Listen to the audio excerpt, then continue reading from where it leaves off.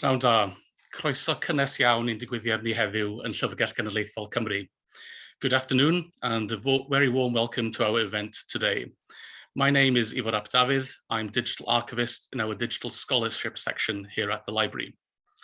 It's my great pleasure to introduce our two guests who will be sharing their work, experiences and perspectives with us in our conversation today, from fact to fiction, hidden LGBTQ+ histories.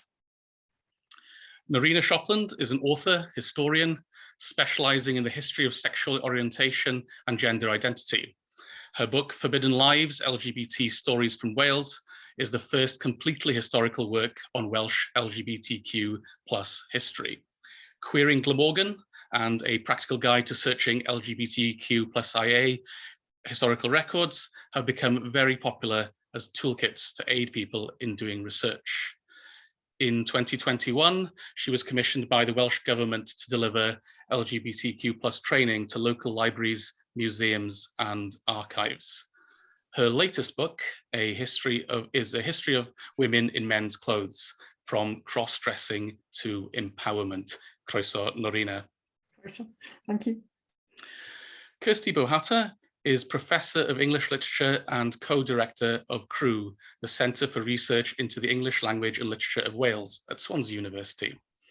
Her books include Postcolonialism Revisited, Writing Wales in English, Rediscovering Margaret Evans, Marginality, Gender and Illness, and Disability in Industrial Britain, A Cultural and Literary History of Impairment in the Coal Industry, 1880 to 1948.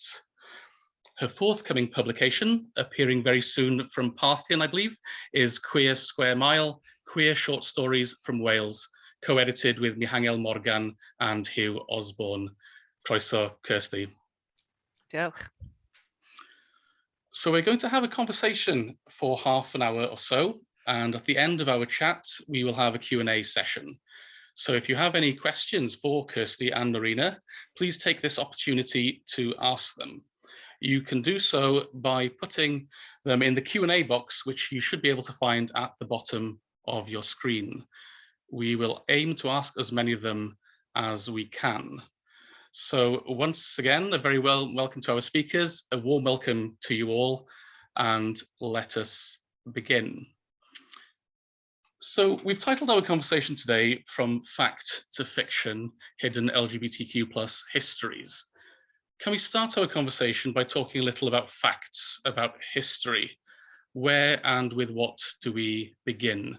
Can you start us off, Norena, by telling us more about the history or the histories? Gosh, that's such a big question. Yes, I mean, I've been doing this since about 2010-11, specialising in Welsh history of sexual orientation and gender identity.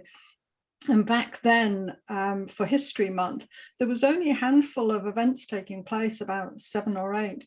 And since then, the number of organisations and individuals who are now celebrating History Month has grown enormously.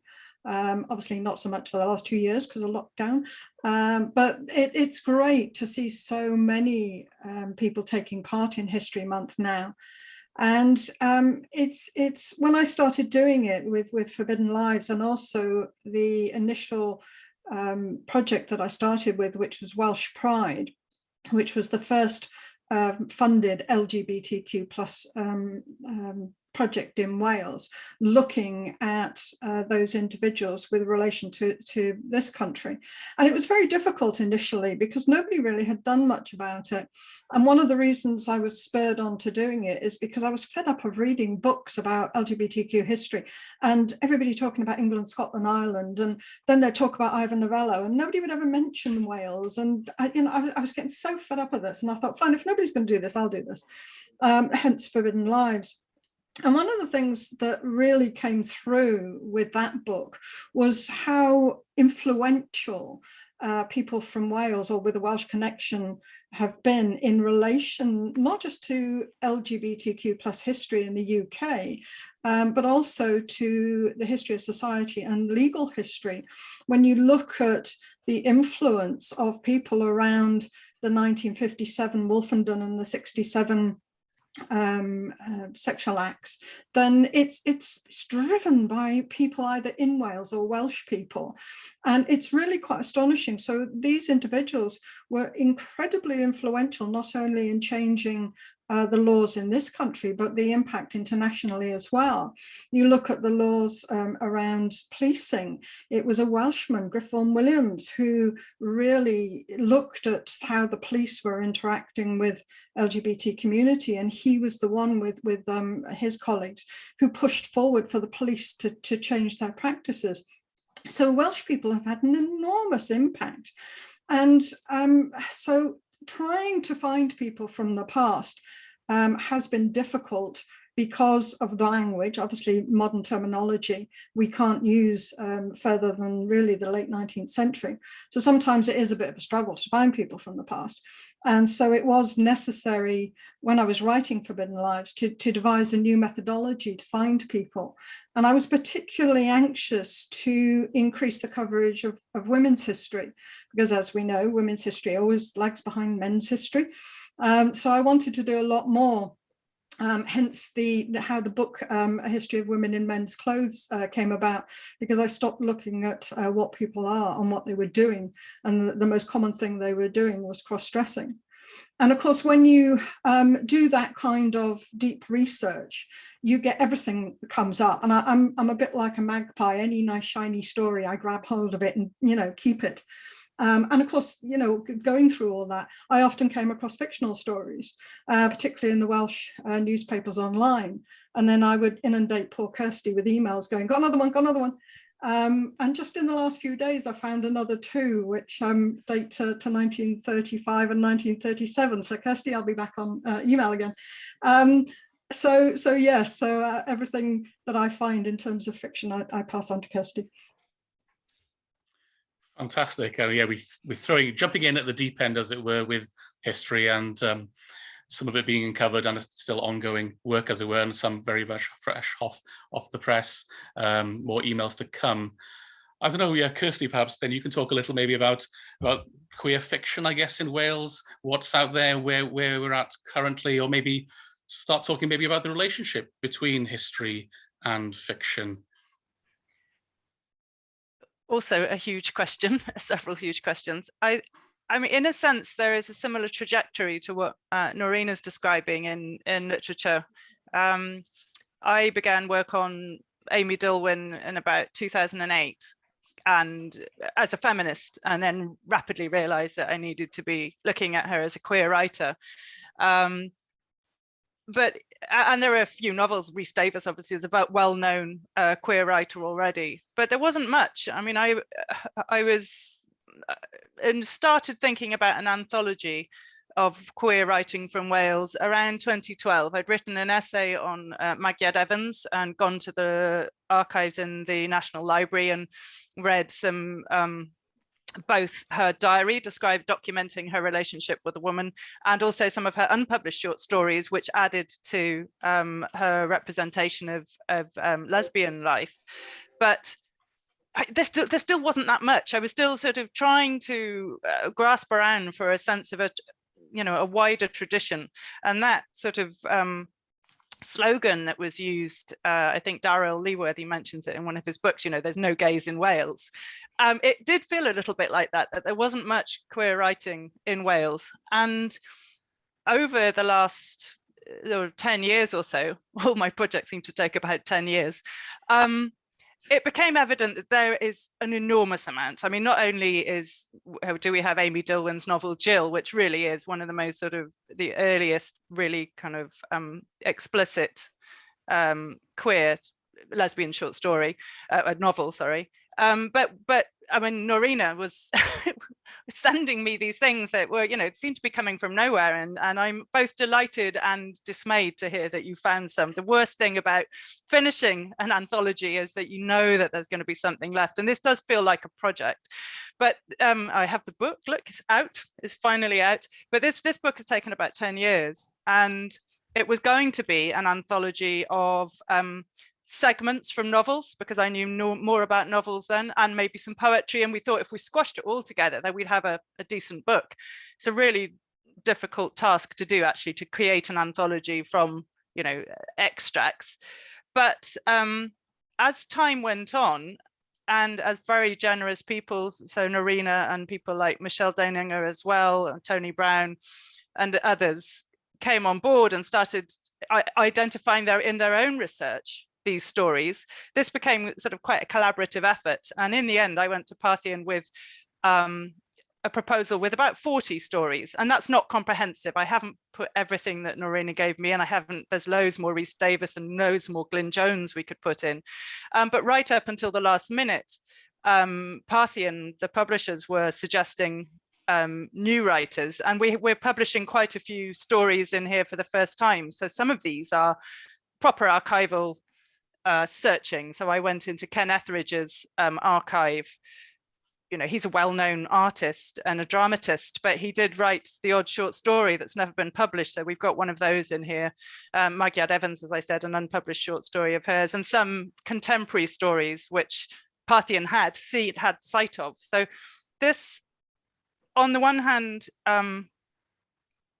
it maps out for the first time a queer tradition.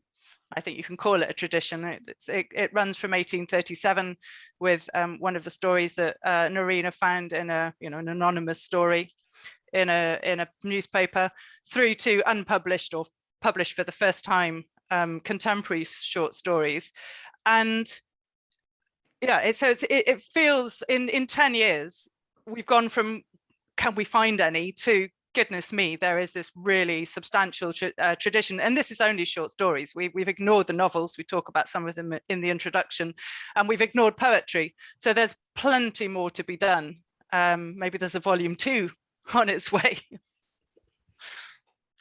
Fantastic. Thank you for that overview. And we're starting to get a few, you say there's that trajectory of time and of literary output that's beginning to be gathered together, I guess, if that is the correct word, or what might be the right word for doing so. You've both talked a little bit about sort of discovery, or how these were found, or how you've worked together, or shared ideas and knowledge. Could you say maybe a little bit more maybe about the methodologies about going about making these histories more visible?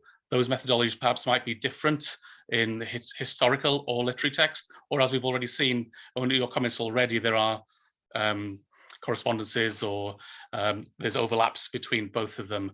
I don't know, maybe Norena, you'd like to start with history again, and maybe some of the methodologies, how we go about approaching LGBTQ history, and this idea maybe that some of it is hidden. Yeah, I mean, one of the first things that I had to do was throw glossaries out the window, because glossaries and word lists really only have limited use, because once you've run out of a glossary, where do you go? And they don't come with dates, and they don't come with caveats of use, because of course definitions change a lot over the centuries. And so it was a case of going back and looking what people were actually writing, because if you get a news story today, if you read 10 different versions of that same story, you'll read 10 different ways of writing it. And sometimes a glossary will not help you with just key terms about that story. So it was a case of having to go back and examine very carefully how people were writing in the past. And I found, certainly the stories that I found there was a similarity between the language used in the newspaper articles and in the fictional stories, or finding, novels and other publications. So it was very much a case of devising a sort of pick and mix methodology, where you used language, but you used sort of 10 different phrases and added them together so people could use their imagination and make up these phrases themselves. And once you do that, it just opens the floodgates for research. And using that method, I located over about 4,000 articles, which was the mainstay of the book, A History of Women in Men's Clothes. But even then, I only used about 20% of the stories. I mean, there's still so much that's left uncovered, and I was researching predominantly in the English language, because unfortunately I only speak English, And when you think about all the stuff that can be found in other languages, and certainly we're looking at trying to take my list of phrases and keyword searches, and Luke Blade at Aberystwyth University is trying to convert them into the Welsh language so we can try and search for stories in Welsh as well. So there's enormous amount of work that's still to be done. I think some of the methodologies in literature overlap with history. Obviously, we're using archives. There is an extent of literary history. You are using, you're looking through documents. Perhaps my methodology was more guided in the sense that I knew roughly where I was looking for things in my email when Norena sent them to me. But there are two things you have to get over. One is that some of this stuff is not hidden. It's just been deliberately overlooked. So Margaret Evans's papers have been in the National Library for decades, and biographers and critics have chosen not to talk about her sexuality. But you know, so I did, and that you see that time and again. I mean, Amy Dilwyn's biography was written without any mention of Olive, or she was a friend. Friend is a key word. I spent quite a lot of time looking at indexes about writers for the word friend, and that often does translate into something more intense than friendship, perhaps. So there is, you sort of work around key terms, around indexes, but then there is also the methodology of reading the text. So you can look at a text and really not maybe understand that it's queer or that it's telling another story unless you are somewhat attuned to the codes or the subtext. So often just the repetition of a word will be a clue. You'll sort of something becomes odd. Something is repeated so often it draws your attention, but you're not quite sure why. And so it can be very subtle. But in a Kate Roberts story, for example, trafodaeth is the word that's repeated, and strange, odd, but it's the fact that it's not the one word, it's the fact that it's repeated several times during this really short story that makes you think, well, there's something intensified, heightened about that language, but it doesn't have to be something even that obvious. So there is quite an important theory by a critic called Terry Castle, talks about the apparitional lesbian. So she's talking about the prevalence of haunting as a motif, but she also says that the real life lesbian, if you like, has been ghosted. We refuse to see her even when she's standing right in front of us. And there's an element of that with literature, is that it is quite subtle, and you have to be willing to see that queer story, which is right in front of you, but it's quite easy to miss. To my shame, I didn't comment on Dorothy Edwards's short story, The Conquered, in an essay I wrote about, you know, the 200 years of lesbian literature, and I missed that. I don't know how, because it's obvious. It's, you know, there's a tomboy who's friends with a woman and plants a tree for her. She's in, that story is in here. But somehow, you know, sometimes it is easy to be distracted, and sometimes the stories are deliberately distracting. You almost have to be the knowing reader in order to grasp what's going on. Once you see it, it's obvious. Yeah, can I just add on the end of that as well? One of the things we suffer from is the researcher's cut.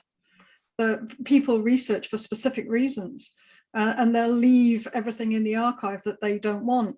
And so, yes, you have to be able to sort of read between the queer lines, as it were, and spot these odd, strange words that suddenly go ping in your head, and you go back to the original archive and you find all the stuff that the people have left out. Yeah, can you maybe say, Norena, a little bit more about some of these words, some of these glossaries that were sort of, you know, generated, or you discovered some new avenues or new threads from these words, some of these, or which ones were thrown out or which ones were thrown in, or anything surprising in that regard? Well, of course, modern terminology you can't use prior to the late 19th century. All the words that we're familiar with heterosexual, homosexual, bisexual, or most of them don't start common usage until the late 19th century. So when you're starting to research prior to that, then you are bumping up into difficulties, because how do you search for people if you haven't got any words? And that's why I started looking not at what people are and what they were doing. And the most common thing is that they were cross-dressing. And, you know, we have to re-examine women's history as a whole, because, you know, this idea of women not being able to go out, rubbish. They were putting men's clothes on left, right and centre, and off they were going. And when I stopped collecting at 4,000, because, you know, I had to go away and do other things. So you can imagine how much there is there. So a lot of these search terms, and you can pick them up in Queering Glamorgan. If you go onto Glamorgan Archives website, there's a research guide called Queering Glamorgan, and you can download that for free. But it was looking at things like in male attire, in men's clothes, and also for men in female clothes, men in female clothes. And you often find this, you find the phrase in male attire coming up a lot, not just in the sort of historical newspaper archives and things, but you find it a lot in fiction as well. A lot of the early detective fiction, where women detectives would put on male attire and go off and you know, be sleuths. So yeah, lots of different phrasing around cross-dressing. Fantastic, because you've mentioned the word friend, and friend would appear in so many searches if we looked across texts, I'm sure. Close companion. I think this touches, I'm just going to comment, saying we've got a question that has come in here from Emma Roberts, asking about some examples of the use of language. The names of things have changed in this field. So I think, Norena, as you said, thank you to Emma for the question. Looking at Queering Glamorgan would be a good place to start, and also, yeah, that would be a good place to look, I guess, for some of those terms that have changed and what you could be looking for. Yeah, we mentioned Welsh language, perhaps, and the selection for queer square mile, Kirsti. Maybe we can develop this question around, obviously, Welsh writing in English, or Anglophone writing from Wales. Can you maybe say a little bit about the language question, or the Welsh language question, or differences between Welsh queer writing and English language queer writing in Wales? Again, a big question, how approach it, how you, where would we go with this? Well, we began with Kate Roberts, or I began with Kate Roberts, and I think Alan Llwyd's biography had come out, and I was interested. I read The Treasure, which was already translated, a Trysor, which was already translated, and that is such a, it's got so many kind of, if you've got a little kind of bingo card of, sort of 20th century, early 20th century codes. It's got, you know, the pearl, the treasure, the close friendship, the suggestion that there was a mistress-maid relationship in a earlier part of the one of the characters' lives. So it's lots of kind of obvious queer dimensions. But then I looked at Nadolig, and Katie Gramich really kindly translated that for me very early on, about 2012. And I thought, right, it's definitely, we've got to, this anthology has got to cover both languages, because that story needs to go in. And then Mihangel Morgan really led on the Welsh language component of the book, of the anthology. So there are some, he's translated quite a few stories, some of his appear in here. Some of the stories are translated or published in English for the first time. And there's a brilliant one by Pennar Davies called The Man and the Rat in English.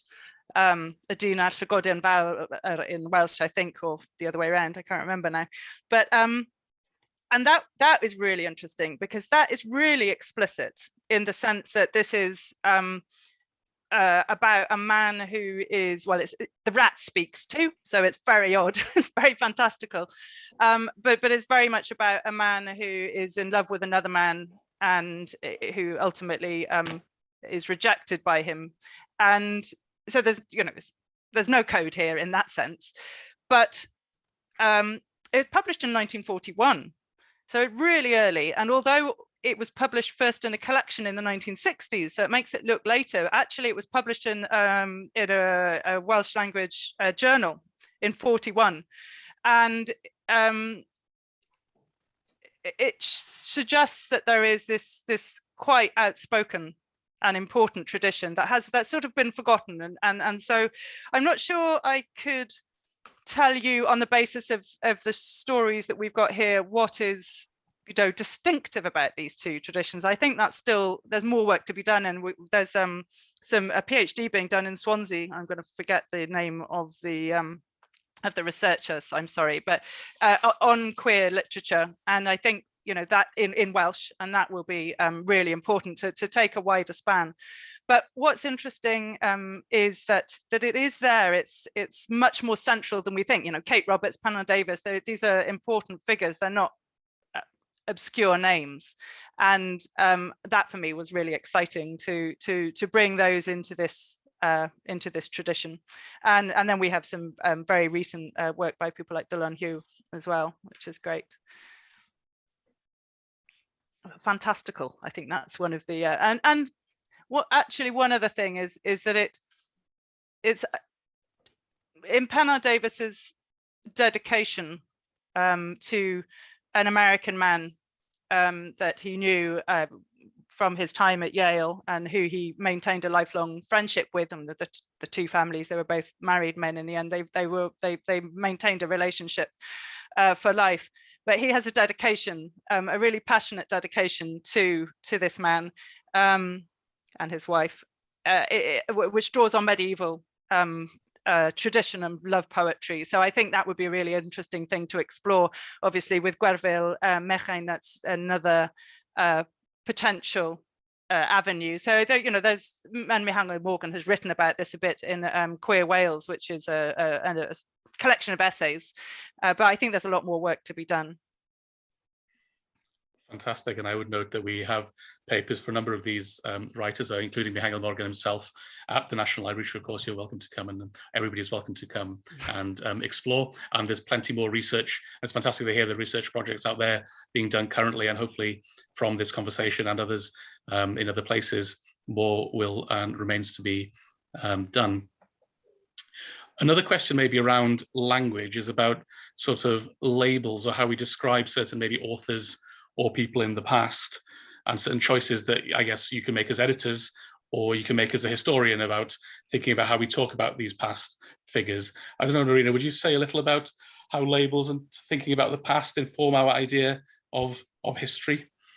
We're having to think carefully about the labels we use, because, take, for example, someone like King Edward II. If you look on sort of gay timelines, he's always been called homosexual or gay.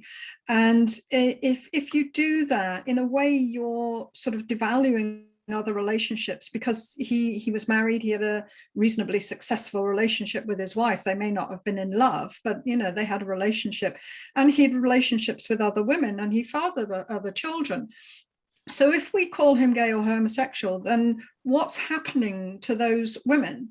So now we are tending to prefer to use terms like sexually fluid, so that we're not sort of ignoring these other relationships. And we're having to re-examine quite a lot of people's lives. Take, for example, the Marquis of Anglesey. He was referred to during his time as a homosexual, and yet we can find absolutely no evidence whatsoever of him having relationships with anybody.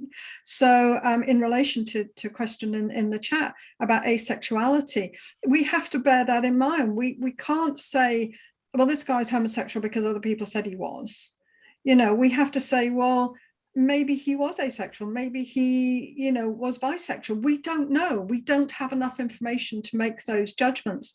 And so we have to be very careful, particularly in the 19th century, when there was a lot of blackmail around, there was a lot of rumors and innuendos.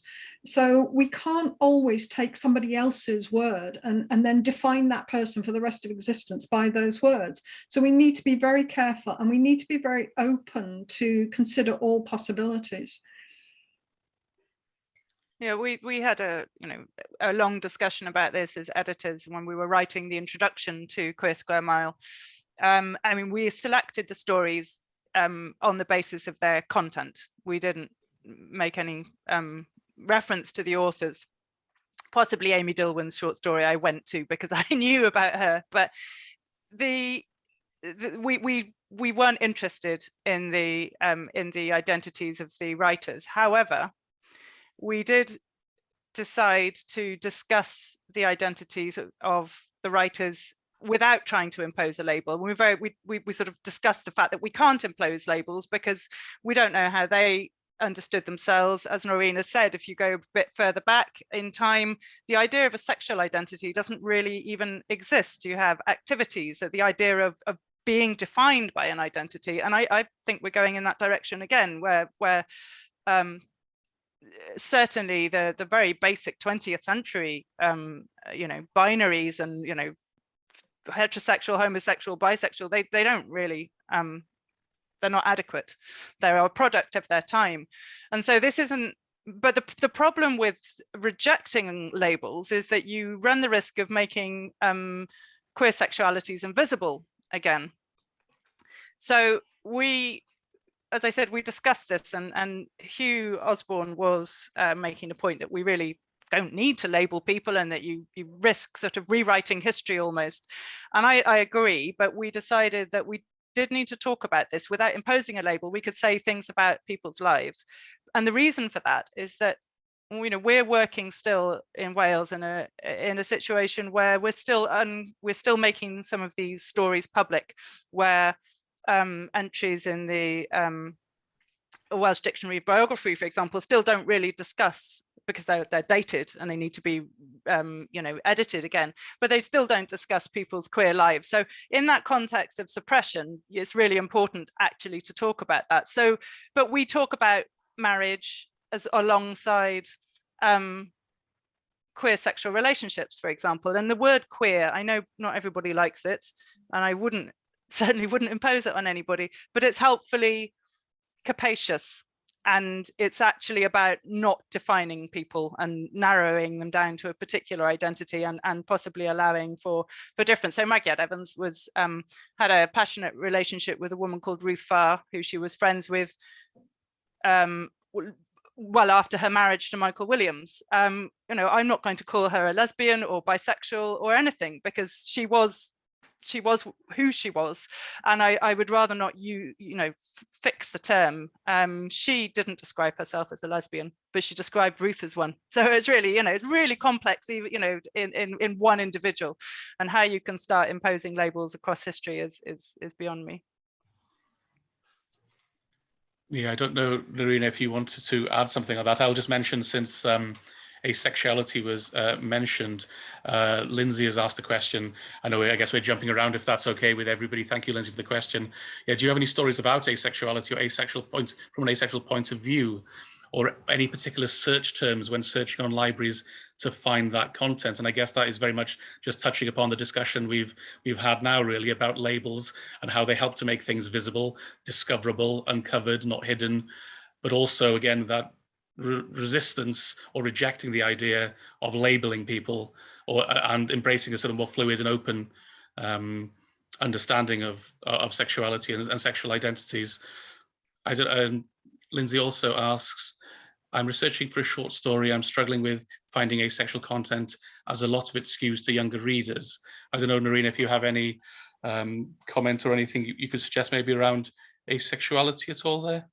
One of the difficulties we have with both asexuality and bisexuality is that in the past everyone had to get married. So we're in a difficult situation, because even if we have people, particularly men in the criminal record, who are caught for an act, and as Kirsti mentioned, prior to the late 19th century, there was no personality, there was no asexual, bisexual, lesbian, person. You were addicted to a particular act in the same way that you could be addicted to alcohol or drugs, and that's why you get a lot of this, idea of a cure. So it's difficult sometimes to disentangle people. And this is why when we find criminal records, particularly of men, they tend to get put in gay history, they tend to get put in homosexual history, but we know that they were probably married, and we know that they probably had children. So in terms of locating people that we can say possibly yes they were asexual or bisexual is incredibly difficult. In terms of search terms, most of the search terms that come up for asexual is either the sort of biological reference or in relation to human beings in terms of people who've lost their genitals. You sometimes see references to people who've been injured in military conflicts who've lost genitals and they're referred to as asexual. You sometimes get epicene, as undefined, but it is a struggle in terms of historical content in relation to using those terms asexual and bisexual. Thank you. I don't know if Kirsti wants to add anything further on. I'm racking my brains for Dorothy Edwards is where I would probably go to begin with, because she has often her stories are about failed, not encounters, but failed connections between humans. And I wonder if that would, sometimes we need to know what we're looking for when we're reading literature. And it's quite easy, if it's not actually the point, you can miss it. I mean, you mentioned the book I co-wrote on disability. It's only when you start rereading literature and thinking about disability, you realise how important it was, particularly in South Wales writing. But actually, we've been reading these things for years without noticing it. So I think it would be really interesting actually to go back and think about that. But Dorothy Edwards is full of thwarted and somehow, I'm not suggesting asexuality is about thwarted contact, but she's interested in the way that humans relate to each other. And I think that would be worth looking at. Dorothy Edwards is a short story writer. She published a Rhapsody, a collection of short stories in 1927, which has been republished in the Library of Wales, so it's quite easy to get hold of. I think one of the things as well is that we've tended to, because it's a relatively young history, we've tended to put everything under the LGBT umbrella and sort of leave it there. And it's only in the last, decade or so that people now are starting to extract diversities within that history. For example, I've been doing some work with an academic in Manitoba University in Canada, and she is a co-author on the Encyclopedia of Disability. And after they wrote it, they suddenly realized, well, there's not much diversity in the Encyclopedia of Disability. And so now they're looking at including that. And I'm working with her on looking at doing an LGBTQ plus disability work. So there's still so much to do in terms of diversity within diversity. Yeah, there's, I guess intersectionality with various other identities as well, in both fiction and in narrative. This really sort of maybe touches upon, I noticed we're up to the sort of just half an hour-ish mark in our conversation. I will have a look in our Q&A. We also have, I believe, a few questions coming in over Facebook, but maybe before we turn to those, maybe this might be for you, Kirsti. Oh, well, both of you really, but there's a question here from Rich Davis. Thank you, Rich. Did you come across any instances where you felt a writer was really creating a story or article for the future historian or anthologist so that we would hear their voices now? An intriguing question, people writing with a view to posterity, or maybe, any comments on Rich's question? Thank you. Well, some of them weren't published in the author's lifetime. So in that sense, perhaps I think it might not be a very successful story if the writer was actually doing that. But there are many stories that you can read with that perspective, you do get a sense of reaching into a past and, perhaps seeing things that, certainly seeing things differently.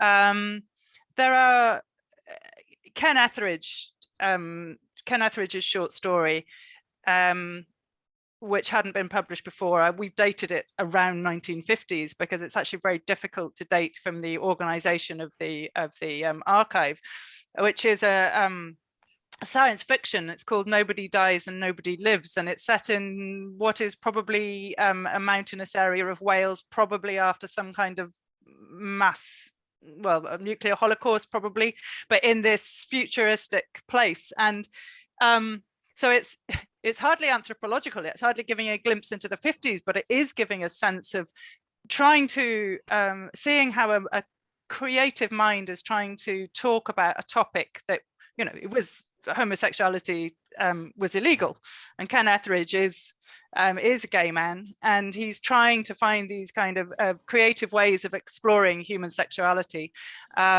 So in that sense, I suppose what you get is these workarounds, less about documenting for, you know, anthropological or ethnological, if that's even the right word, ends, but more about how, if you read them in relation to their time, I think you can make some interesting, you come to understand that time in a different way. You have an insight into those restrictions, I guess, in that context. Thank you. I don't know, Norena, if you want to expand on anything of that from a sort of historical perspective. From a historical perspective, yeah, I mean, a lot of the cross-dressing stories were incredibly popular in the newspapers, particularly female soldiers and female sailors, to the point where there were so many female sailor stories that the newspapers were going, oh my God, another story. And somebody once wrote, you know, there are now so many female sailors, we wonder if there are any male sailors left. And you can see the newspapers making up stories. I mean, you can just see them. Well, after you've read a lot of these stories, as I did, you get a feel for them. And there is definitely a lot of those stories which are entirely fictional. And somebody like Hannah Snell, who's one of the most famous female soldiers, wrote an autobiography, but it's now accepted that it's predominantly fictional. So there's a whole army or navy of cross-dressing women, soldiers and sailors out there, which could be anthologized, whether they were looking for it or not. Yeah, a question really, you're thinking about if people want to get know what's going on, or what opportunities out there for people who want to learn more about or become involved with LGBTQ history and literary research in Wales. Currently, what sort of this conversation is part of that discussion, I guess. And in the National Library, we are working with the LGBT History Wales group to develop reading lists of archives and sources, audiovisual materials, as well as around LGBTQ history. Archives Records Council Wales also are looking at diversity more broadly, which of course includes LGBTQ archives and materials. And there's lots of ongoing work at Cardiff University Special Collections, Glamorgan Archives, St Fagan, just to name a few. Are there any perhaps avenues or any opportunities the two of you would like to draw attention to for our audience this evening? Just something to think about perhaps. Well, we've just launched a website. It's very subtle at the moment because it's very raw. It's very basic, and it's I'm not a good web designer, I'll tell you, but it came about mainly through the kindness of Kirsti, who managed to persuade Swansea University to support this website. And it's basically going to be a platform for people to put all their research and knowledge and anything they want to do that's LGBTQ plus Wales. And as I said, I mean, I work on the principle of if I get run over by a bus tomorrow, what happens with all the stuff on my laptop? So I need to get a lot of my stuff on that website, so it's in the public domain as much as possible. But yes, I mean, anybody who wants to write a blog or wants to tell us about their favorite artifact, we have an artifacts and archive page. Tell us about your favorite artifact, or what thing do you think is really important in Welsh LGBTQ plus history. Write us a short blog, give us a picture, and we'll put it up. Fantastic. And is that website going live soon? Or you can't give us a date yet, but something to look out for. Yeah, something to look out for. Follow the Research Group of Wales on Twitter, and it'll come all through there. Fantastic. Turning to you, Kirsti. Ooh, stuff that's going on. I mean, it feels like all of these projects just keep going, and it is partly actually thanks to History Month and the number of organisations who've got in touch. I mean, tomorrow tomorrow is the beginning of a national tour of an Amy Dilwyn show by Lighthouse Theatre. So they're in Swansea tomorrow evening, but they're and I can't remember the date they're in Aberystwyth, but they're coming. So they go, you know, that's been a wonderful kind of, you know, slow burn project as well, where it's been through various sort of script in hand readings. And you know, it's great that there are creative responses as well to Wales's LGBTQ history. The blog will be great, because what we haven't done in Queer Square Mile, we you know, look at the size of this thing. It's just 600 odd pages, and we decided that we couldn't add any extra matter, but we wanted to create a list of queer literature beyond the short stories. These, as I said, this isn't a comprehensive list, a collection of short stories. There's plenty more that we deliberately left out because we just couldn't fit everything in, and there's probably other stuff that we don't know about, but there's poetry, and there are quite a lot of novels that we would like to list, and more stuff coming out all the time. So Nat Reeve has got a novel coming out in June, I think, called Nettle Black, which is, you know, new queer Welsh novel. So it feels like it's really energized field, both in terms of research and looking back into the past and uncovering more archives, but also a sense of this being a live creative project. So I just noticed that somebody in the chat mentioned that they're looking, you know, they're writing about this, and it's not just that they're interested intellectually, they're also interested creatively. So yeah, it feels like an exciting time. But the website that Norena mentioned, which will go live as soon as possible, it would be nice if that were a virtual meeting place. Fantastic. I think we've touched, there's a question there by anonymous attendee asking where to begin. So hopefully there's plenty of useful advice there. I would, in order where to begin, I would download Queering Glamorgan. It's free. Go to Glamorgan Archives, research guides, and have a look at my book. Because it's an academic publication, it's expensive to buy, but you can rent it for 6 months for £8.50, and you should be able to get everything you need out of it by then. Fantastic, and get down to your library or archive, or the National Library, of course. I think Glamorgan Archives, I think, have got a copy, or will be having a copy when I take it down there. Great. So we have a question from Nick Herriot. Will there be a geographical page where we can put up images of locations, houses, pubs, boat clubs, our haunts that are no more? So I guess this is the haunting, or the past, or the digital past, traces, I guess, of the queer Wales on this webpage, or I guess elsewhere. Any mapping projects that you might be aware of, or will this be part of the website as envisaged? It won't be part of this website.